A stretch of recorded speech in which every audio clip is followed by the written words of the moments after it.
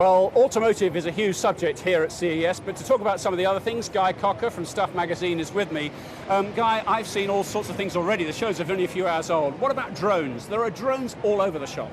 Yeah, apparently there's about 1,000 drones here in this building just behind us. It's obviously the big consumer electronics show, the big event for the industry every year, and drones are on everyone's lips at the moment. So the one that I've seen is from a company called Unique, and it's really challenging DJI's drones. It's got some technology in there from Intel, and what it does is it can sense when there are obstacles that are falling in its way. So obviously, if you buy an expensive drone, this one's $2,000, you don't want to crash the thing, right? So this thing can automatically fly and track, say, a cyclist or whatever you want to track, a car even, and it will know when things are going to fall in its way and it will automatically avoid them. Still $2,000, still, you know, they're calling it a consumer drone. I wouldn't spend $2,000 on a drone, but it's a very interesting piece of tech and it records in 4K and it's a really nicely built design piece of kit. We expect bigger and better televisions every year. Are we disappointed this year? Yeah, the televisions are always the big thing at CES. They're just bigger and bigger and bigger. This one is, this CES is about 4K. Obviously 4K's come in a big way, but the content isn't really there. UHD is the new kind of format that we're looking at for 4K televisions.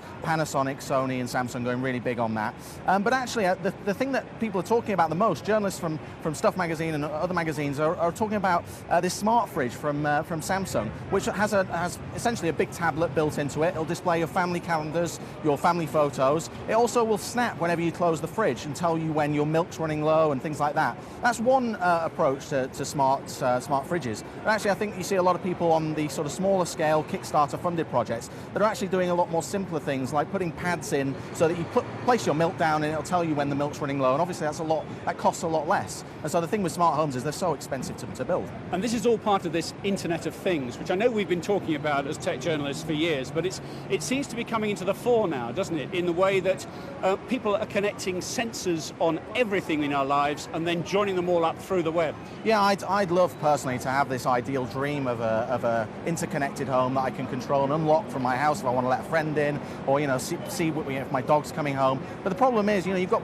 companies like Philips and Samsung and Panasonic all getting involved in this. I think it's quite confusing for the consumer because they have to invest a lot of money in getting all this tech together. There's a feeling that you're going to have to replace them at some point in the future. And so I think it's really going to take someone like Google or Apple to pull all this stuff together and then create a standard that everyone's going to live by and then be able to control from whatever device they're using. Yeah, it's a sort of standards race going on as we speak, isn't it? But anyway, there we are. And one last thing, back into VW, Ian, there was a prospect as you drive home, I could actually see Guy at my front door in the car and press a button and let him in. That's a bit scary. Thanks, Martin. Well, I'm not sure how I'd cope with that if I was driving home. Now, last